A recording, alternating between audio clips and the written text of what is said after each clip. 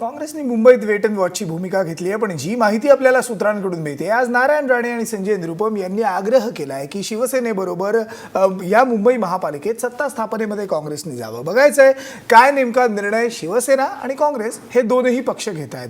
त्यामुळे फॉर्म्युलांना ऊत आलाय.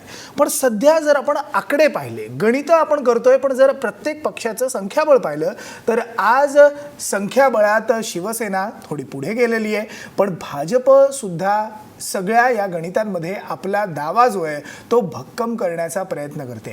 एकीकडे काँग्रेसच्या बैठका होत आहेत, सेनेच्या बैठका होत आहेत, भाजपची सुद्धा आज महत्त्वाच्या बैठका पार पडत आहेत. पहिल्या बैठकीत मुख्यमंत्री मुंबईतले भाजपचे आमदार आणि खासदार यांच्याशी चर्चा करतात. तर थोड्याच वेळात जी आता दुसरी बैठक होईल, रात्री खरं तर उशिरा एक बैठक होणार आहे कोर कमिटीची. या बैठकीमध्ये मुख्यमंत्र्यांबरोबर प्रदेशाध्यक्ष रावसाहेब दानवे, मुंबई भाजपचे अध्यक्ष आशिष शेलार, शिक्षण मंत्री विनोद तावडे आणि गृहनिर्माण मंत्री प्रकाश मेहता सुद्धा उपस्थित राहणार आहेत. काय नेमकं या बैठकात घडतंय याबद्दल सुद्धा आपण जाणून घेऊया. आपल्याबरोबर आहे आपला प्रिन्सिपल करस्पॉन्डंट पंकज दळवी.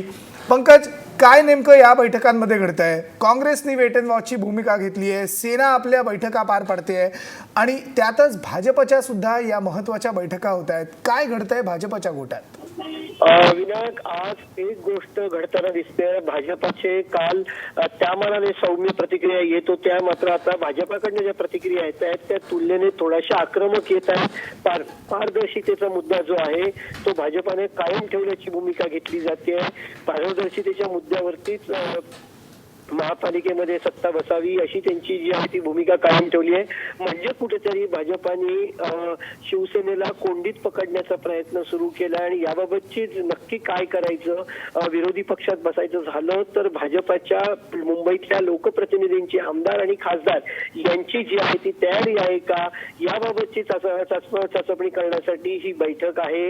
नक्की काय भूमिका घ्यायची याबाबतचा निर्णय होऊ शकला.